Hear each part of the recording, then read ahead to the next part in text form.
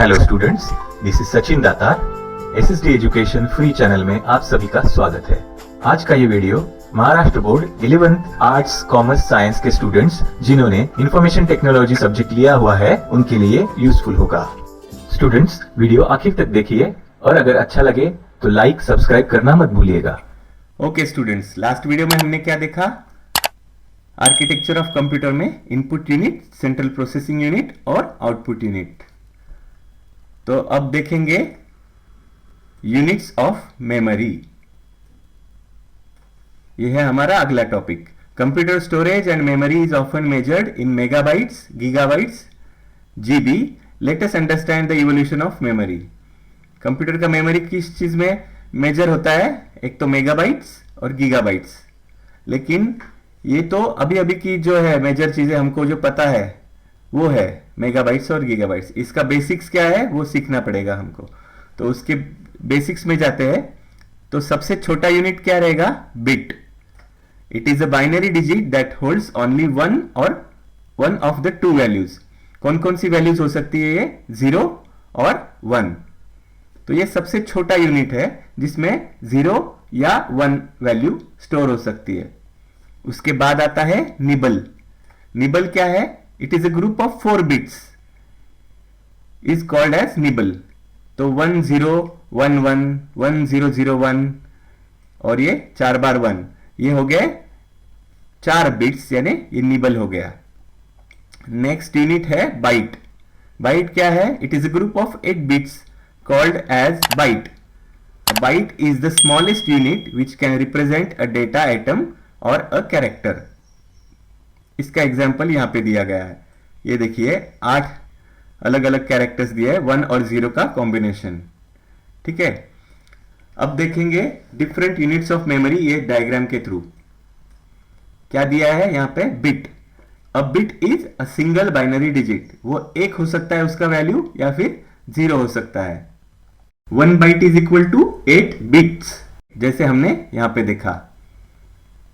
उसके बाद आता है 1 किलोबाइट। ठीक है, हम जैसे देखते हैं कि किलोग्राम देखते, ग्राम टू किलोग्राम कैसे रहता है?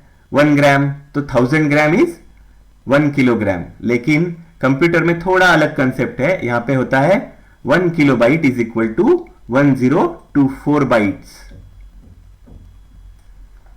तो ये जो छोटे छोटे 8 बिट्स है ना, इनका कैलकुलेशन होके ये 24 आता है।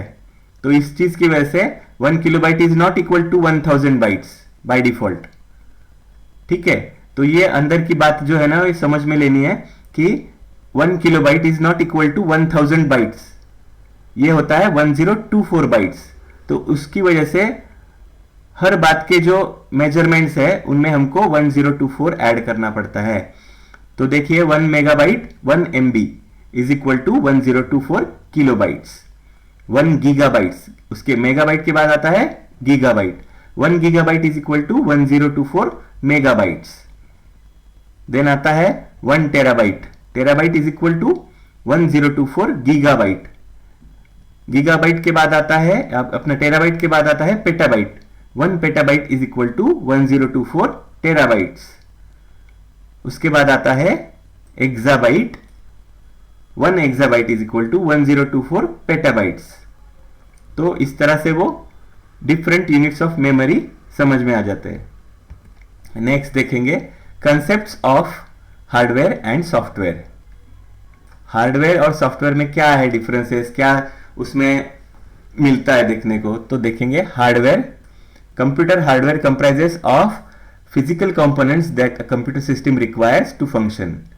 In simple words, hardware are parts which we can see, we can touch them, feel them. It encompasses everything with a circuit board that operates within a personal computer or a laptop, including the motherboard, graphics card, CPU, that is central processing unit, ventilation fans, webcam, power supply and so on.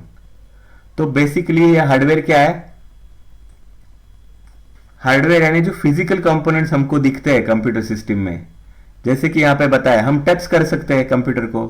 ठीक है, वो personal computer हो चाहे laptop हो, उसके अंदर का हम मदरबोर्ड देख सकते हैं, ग्राफिक कार्ड लगा हुआ देख सकते हैं, सीपीयू है वो देख सकते हैं, फैन घूम रहा है अंदर का, वो देख सकते हैं, उसको महसूस कर सकते हैं। वेबकैम से हम देख सकते कि वेबकैम लगा हुआ है वहां पे, पावर सप्लाई है वहां पे। तो ये सब चीजें फिजिकली एक्सेसिबल है, टच कर सकते हैं, हम इसको देख सकते हैं। लेकिन सॉफ्टवेयर क्या है? Software is a set of instructions given to the computer, is known as a program. ठीक है, प्रोग्राम और set of programs are called as software. तो ये तो हो गया प्रोग्राम का डेफिनेशन, यहां से यहां तक। A set of instructions given to the computer is known as a program. ठीक है, अब ये प्रोग्राम और set of programs are called as software. Hardware का और सॉफ्टवेयर का डेफिनेशन आपको याद रखना है।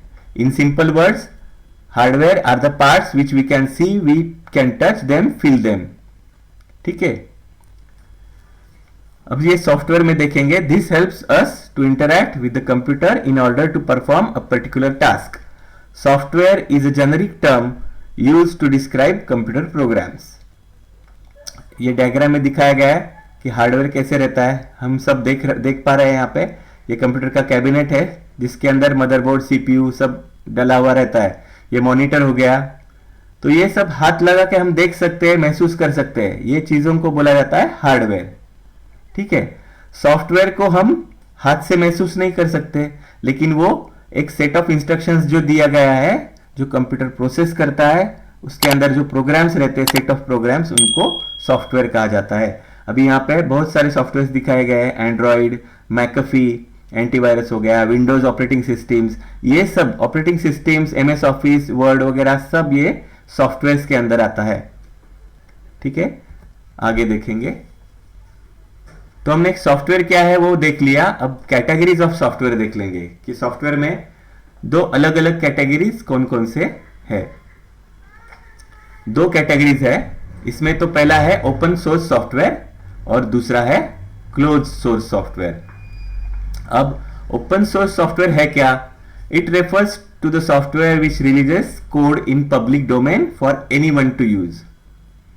ये डेफिनेशन है ओपन सोर्स सॉफ्टवेयर का। The source code can be copied, modified, distributed by other users and organisation. ये एक्सटेंडेड डेफिनेशन हो गया।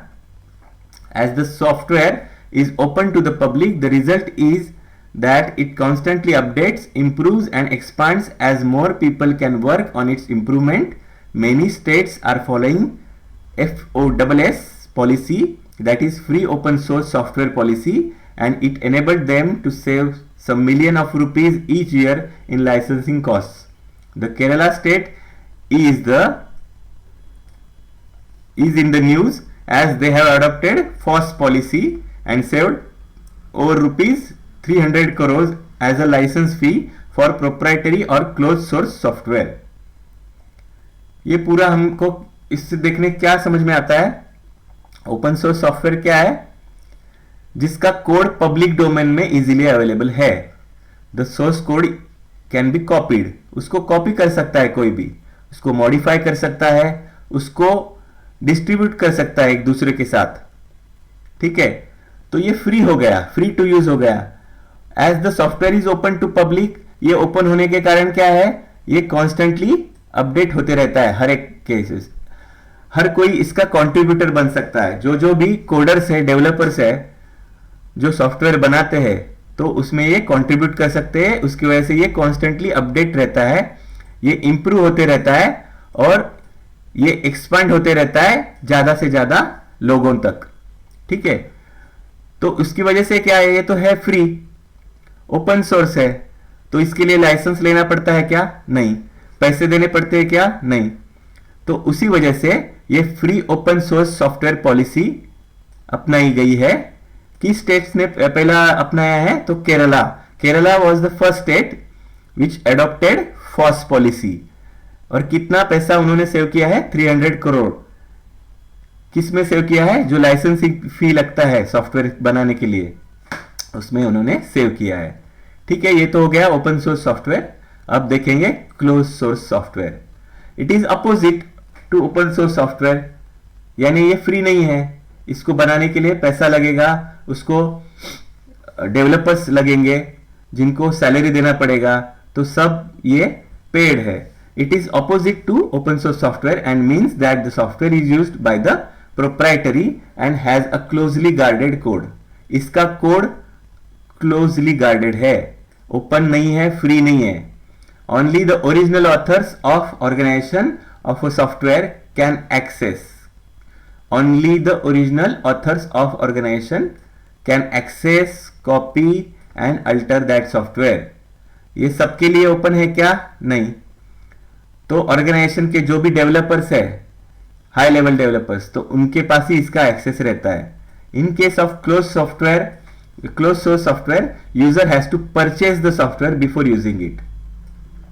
इसमें क्या देखा हमने कि ये फ्री टू यूज है, लेकिन यहां पे इसको परचेस करना पड़ेगा अगर यूजर को उसको कुछ काम करना है तो ये डायग्राम में दिखाया गया है कि कौन कौन से सॉफ्टवेयर्स ओपन सोर्स है, कौन कौन से क्लोज सोर्स है. ओपन सोर्स में क्या क्या आता है? एक तो ऑपरेटिंग सिस्टम्स आते हैं, उबुंटू, सिम्बियन ओएस आता है, एंड्रॉइड हमारे मोबाइल फोन्स में जो रहती है एंड्रॉइड ऑपरेटिंग सिस्टम, तो ये है. लिनक्स है, स्यूस है, फिर मीगो है, फायरफॉक्स भी एक ओपन सोर्स ब्राउजर है. ठीक है, क्रोम भी एक ओपन सोर्स ब्राउजर है. अभी क्लोज सोर्स सॉफ्टवेयर क्या है? क्लोज सोर्स सॉफ्टवेयर में जो लाइसेंस सॉफ्टवेयर लगते हैं, तो एमएस ऑफिस हो गया, मैकफी एंटीवायरस हो गया, फोटोशॉप हो गया. ठीक है, एप्पल के सॉफ्टवेयर हो गए, विंडोज फोन का ऑपरेटिंग सिस्टम है iOS, वो हो गया. तो इस तरह से ये सब पेड या परचेस करने के लिए जो क्लोज सोर्स सॉफ्टवेयर है, ये इसमें आता है. नेक्स्ट देखेंगे, computer software can be classified into two types based on it's utility. Computer के जो भी सॉफ्टवेयर है उसको ये दो टाइप में कैटेगराइज किया जाता है, उसके बेस्ड ऑन इट्स यूटिलिटी. उसका क्या काम है उसके हिसाब से उसको ये दो कैटेगरीज में डिवाइड किया जाता है. एक तो है एप्लीकेशन सॉफ्टवेयर, दूसरा है सिस्टम सॉफ्टवेयर. तो एप्लीकेशन सॉफ्टवेयर देखते हैं. Application software is a program or a group of programs designed for end users. ये हो गया इसका डेफिनेशन, ये याद रखिएगा. Application software also called as the end user programs include programs like database programs, word processors, web browsers, presentation software, spreadsheets, etc. ये इसके examples हो गए. एप्लीकेशन सॉफ्टवेयर क्या है? It is a software or a program, group of program designed for end users. ये जो हम कुछ बना बनाया सॉफ्टवेयर हम यूज करते हैं, ऑपरेट करते हैं as a operator, end user, उसको बोला जाता है एप्लीकेशन सॉफ्टवेयर. जिसको हम डेवलप करते हैं क्या खुद से? नहीं, वो बना बनाया रहता है और उस चीज की वजह से हम उसको यूटिलाइज करते हैं, तो इसको बोला जाता है एप्लीकेशन सॉफ्टवेयर. उसमें क्या क्या आते हैं? डेटाबेस प्रोग्राम्स आते हैं, उसमें वर्ड प्रोसेसर आता है जैसे कि MS office, MS word, power point. बाद में आता है वेब ब्राउजर्स जैसे Firefox, Google Chrome, opera, safari. इस तरह के वेब ब्राउजर्स उसमें आते हैं जो कि है एप्लीकेशन सॉफ्टवेयर. प्रेजेंटेशन सॉफ्टवेयर में है, फ्लैश आता है, एनिमेशन सॉफ्टवेयर है बहुत सारे, पावर पॉइंट भी है एक, गूगल का जो है स्प्रेडशीट्स आते हैं. ठीक है, ये सब है एप्लीकेशन सॉफ्टवेयर. यहाँ पे सब आपको डायग्राम में दिख रहे होंगे, ये सब एप्लीकेशन सॉफ्टवेयर है. नेक्स्ट देखेंगे सिस्टम सॉफ्टवेयर. तो सिस्टम सॉफ्टवेयर क्या है? System software is a set of instructions required for a computer to work.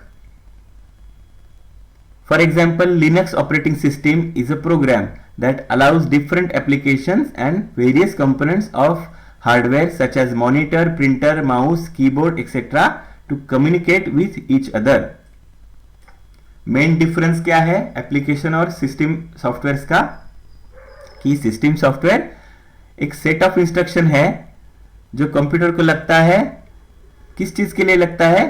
Various computers के कंपोनेंट्स को, यानी मॉनिटर, प्रिंटर, माउस, कीबोर्ड को एप्लीकेशन, जो एप्लीकेशन सॉफ्टवेयर है, इसके साथ कम्युनिकेट करवाने के लिए ये मदद करता है.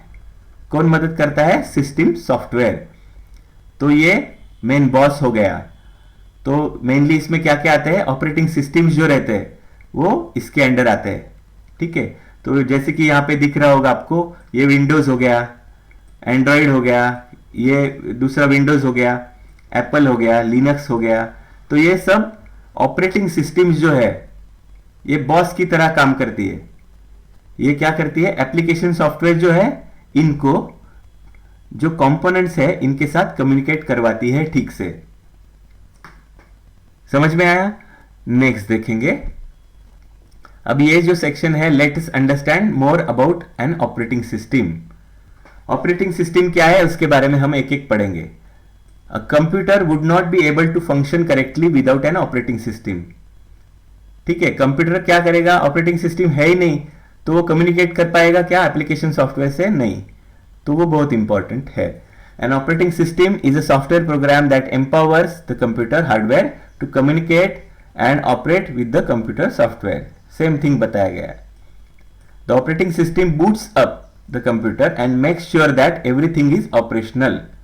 आपने देखा होगा कंप्यूटर जब स्टार्ट होता है तो कुछ ब्लू स्क्रीन जैसा आपको दिखाई देता है, बूट होते रहता है। वो बूटिंग यानी क्या है, कंप्यूटर में कोई भी खराबी है तो वो पकड़ ली जाती है पहले से ही, वो ठीक से चलता है। तो वो चल रहा है कि नहीं वो देखने के लिए कंप्यूटर जो है शुरुआत से ठीक से बूट होना चाहिए। तो बूटिंग जो है वो ऑपरेटिंग सिस्टम करती है, वो इंश्योर करती है कि सब बाद में जो आपको करना है काम वो ठीक ठाक चलता रहे। नेक्स्ट देखेंगे, the operating system is also what runs the cell phone and most of the electronic devices.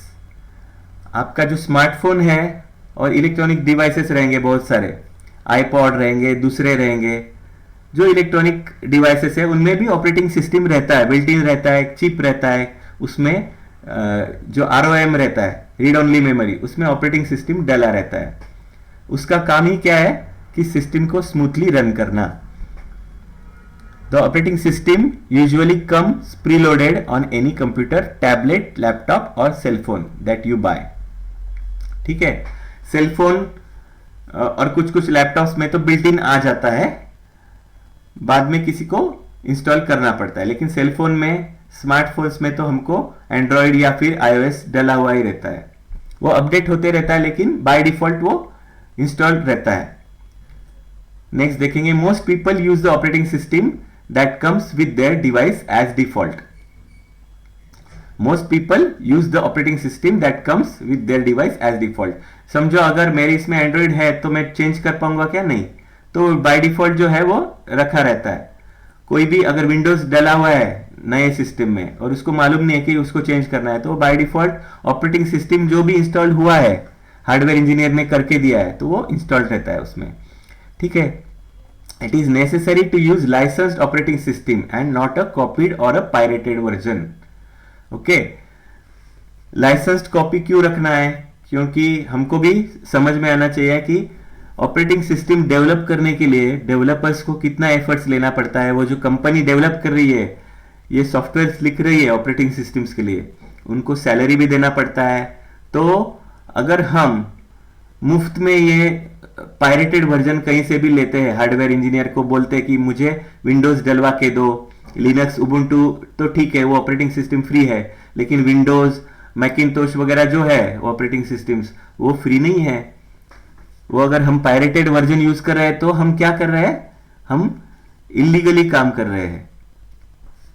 तो एक ऑफेंस है साइबर लॉ के अगेंस्ट, वो हम बाद में देखेंगे, साइबर लॉ जब हम पढ़ेंगे तो उसमें आएगा। लेकिन ये चीज अलाउड नहीं है। हम क्या करना चाहिए? लाइसेंस्ड कॉपी ही यूज करना चाहिए। Okay, there are many open source operating systems available on the web which are freely downloadable. It is advisable to use those OS instead of pirated ones.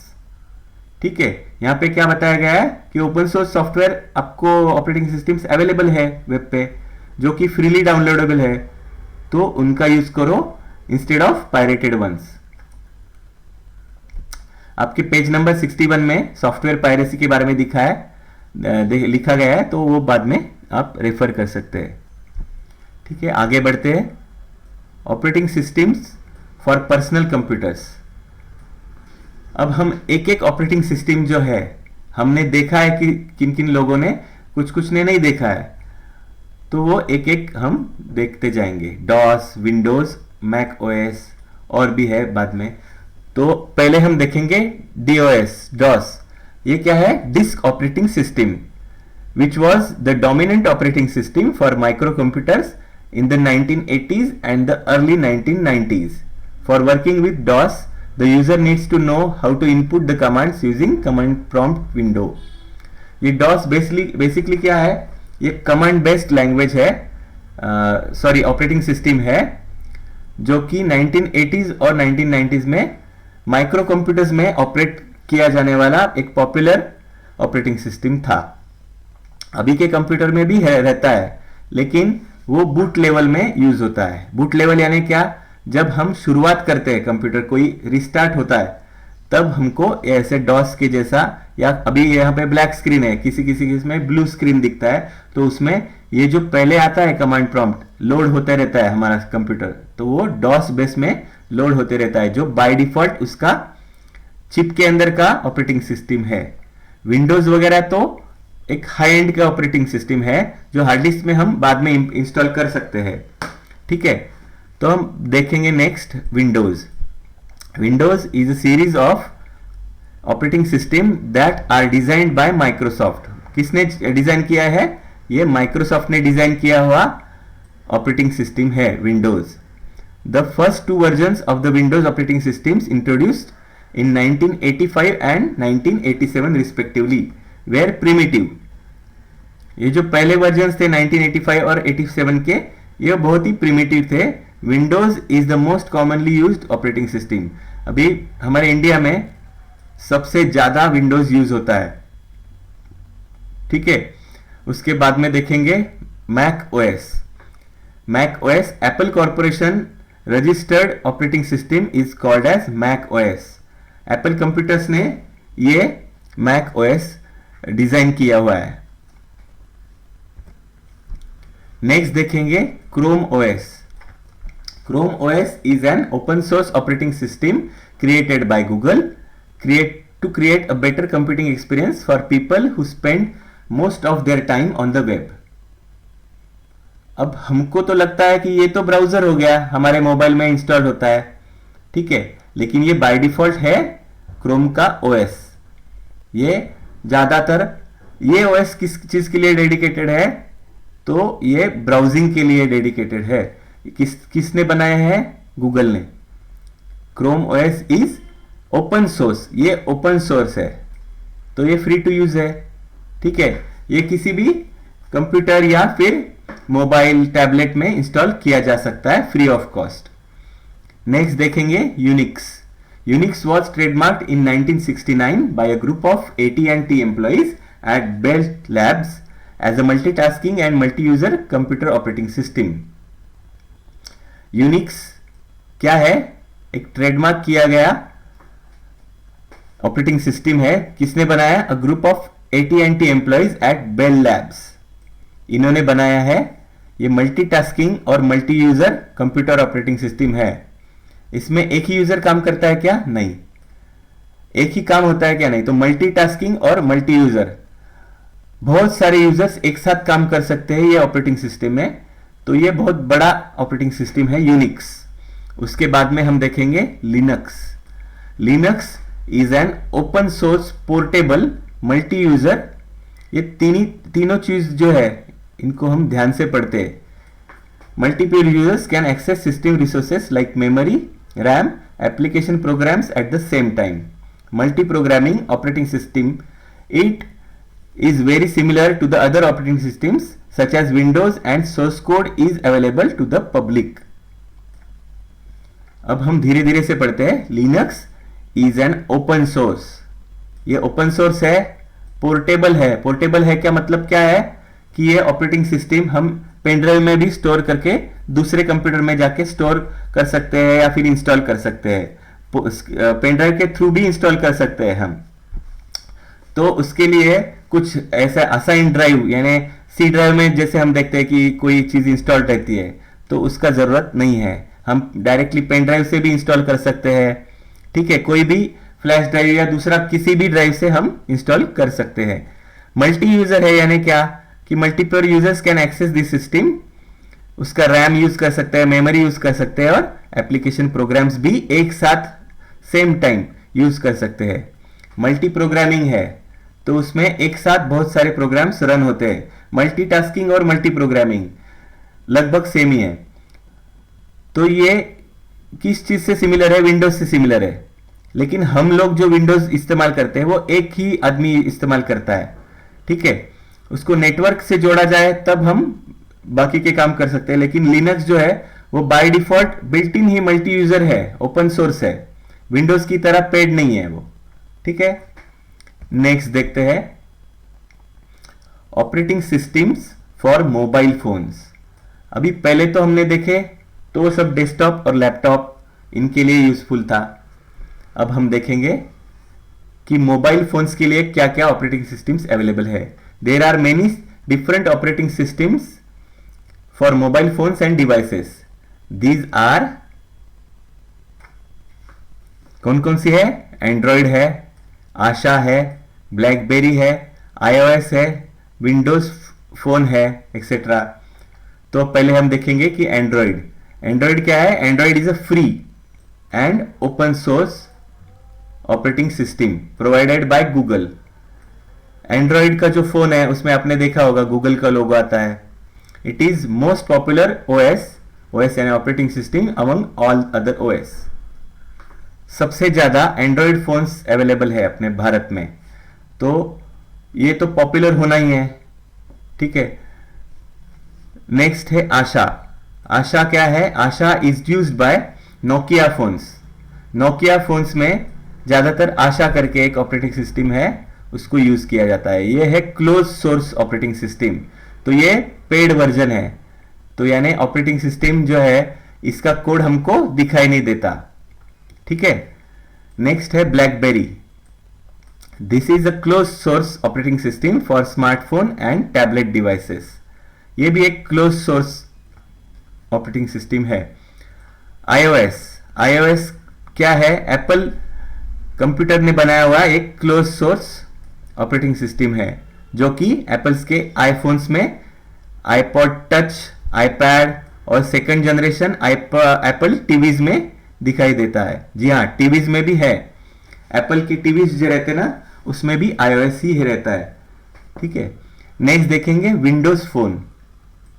Windows का phone भी रहता है जिसमें आपको Microsoft का Windows phone करके जो है ऑपरेटिंग सिस्टम ये डला हुआ दिखा रहता है आपको, ठीक है।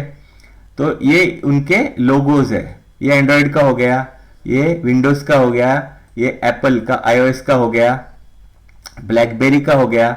नोकिया में जो आशा है ऑपरेटिंग सिस्टम, इसका ये लोगो है, ठीक है। नेक्स्ट देखेंगे 1.4 introduction to GNU Linux. GNU not Unix. GNU Linux is a family of operating system that are created by various companies, organizations and individuals. It is created by using free software philosophies. This means that GNU Linux operating systems are usually free of charge, free to distribute and they are open source. क्या है ये? GNU Linux is a family of operating systems that are created by various companies. अनेक कंपनियों ने ये software बनाया है जो कि फ्री सॉफ्टवेयर फिलॉसफी पे आधारित है। ये लिनक्स ऑपरेटिंग सिस्टम जो है GNU Linux, ये usually free of charge, free to distribute and open source operating system है। तो open source is when a person can view, modify the code for a piece of software. This is important because by having the ability to look and audit the code, user can be sure that the program does not perform malicious tasks. Open होने से क्या है, ये हर कोई user उसको देख सकता है कि इसका कोड यानी है क्या, और उसमें वो देख पाता है कि मैलिशियस यानी कुछ गलत चीज तो नहीं है उसमें, वायरस जैसा कुछ मैलिशियस कोड तो नहीं है, वो देख पाता है और वो एनालाइज कर पाता है कि ये यूजेबल है कि नहीं operating system. It also allows the user to program their own features or fix the program and help the other developers. तो अगर कुछ दिख जाता है उनको मैलिशियस कोड और वो अगर ठीक कर पाते हैं तो उसको वो ठीक कर लेते हैं, फिक्स कर लेते हैं और अदर डेवलपर्स जो है उनको हेल्प हो जाता है. कुछ खुद के फीचर्स वो खुद से डाल सकते हैं डेवलप करके. ठीक है. This results in higher quality code. इससे क्या होता है कि कोड का क्वालिटी और सिक्योरिटी बढ़ जाता है प्रोग्राम का, ओवरऑल प्रोग्राम का सिक्योरिटी और कोड का क्वालिटी बढ़ जाता है. This is why GNU Linux is used as the predominantly backbone of the internet. Most websites that user visits run on GNU Linux. ज्यादातर वेबसाइट्स जो डिजाइन होते हैं वो GNU Linux पे ही आधारित है. In fact as of 2018 all the world's fastest 500 computers runs on Linux, जो कि GNU Linux है. नेक्स्ट देखेंगे, Ubuntu is one of the most popular GNU Linux distribution. Ubuntu क्या है? ये भी एक GNU Linux का ही डिस्ट्रीब्यूटेड ऑपरेटिंग सिस्टम है. उसका बेस जो है वो GNU Linux ही है. There are two main ways to interact with the computer. कौन कौन से है? तो एक है the GUI, the graphical user interface, and the CLI. CLI is command line interface. दो तरीके से हम कंप्यूटर से इंटरेक्ट कर सकते हैं, जो कि है एक ग्राफिकल यूजर इंटरफेस GUI, दूसरा है CLI. पहले देखते हैं graphical user interface. The graphical user interface is when the user interacts with the computer using images, icons, dialog boxes. जो चीजें हमको दिखती है ग्राफिकली आईज को, उसको हम बोलते हैं ग्राफिकल यूजर इंटरफेस. अब आगे हम देखेंगे फिगर नंबर 4, जिसमें हम देख पाएंगे कि Ubuntu 18.4 कैसे दिखता है. ठीक है. ये नेक्स्ट स्लाइड में आपको जस्ट ऐसे दिखा देता हूं. इसमें Ubuntu का डेस्कटॉप एनवायरनमेंट है 18.04 का. ग्राफिकल यूजर इंटरफेस के थ्रू हम देख पा रहे हैं कि क्या क्या आइकॉन्स है, कहां कहां पे मेनू सेट किए गए हैं, कैलेंडर दिख रहा है हमको, क्लॉक दिख रहा है, सिस्टम मेनूज कहां पे है. ठीक है. टाइम दिख रहा है यहाँ पे. तो हम क्या क्या एक्टिविटीज कर पाते हैं, ये जैसे हमारा विंडोज का डेस्कटॉप रहता है उसी तरीके से हम ये इस Ubuntu सॉफ्टवेयर का डेस्कटॉप देख रहे हैं. फिर से पीछे आते हैं. The left bar is called the panel. कौन सा? ये, इसको हम पैनल बोलते हैं. इसमें क्या दिखता है? There are shortcuts to programs as well as currently open programs. The top bar has date and time. यहां पे डेट एंड टाइम दिख रहा है. ठीक है. If it is clicked the menu will pop up a calendar and notification. The figure number shows that the top right side will show user the battery information. अगर आपके पास laptop है तो laptop का बैटरी कितना बचा हुआ है वो दिखाएगा यहाँ पे कि कितना बैटरी बचा हुआ है. हाँ, 67% है बैटरी, वो दिखाएगा. नेटवर्क इंफॉर्मेशन दिखाएगा. कोई वाईफाई से आप कनेक्टेड है क्या, इथरनेट से, यानी जो एक दूसरे से कंप्यूटर कनेक्ट रहता है वो इथरनेट के थ्रू होता है, वो हम डिटेल में देखेंगे बाद में. तो आपको वाईफाई पता रहेगा, तो वाईफाई से कनेक्टेड है या नहीं है वो चीजें आपको right hand side top corner में दिखाई देंगी. Options for logging in, starting, restarting and shutting down computer, ये भी आपको उसमें दिखाई देगा. At the bottom left there is an icon for app menu.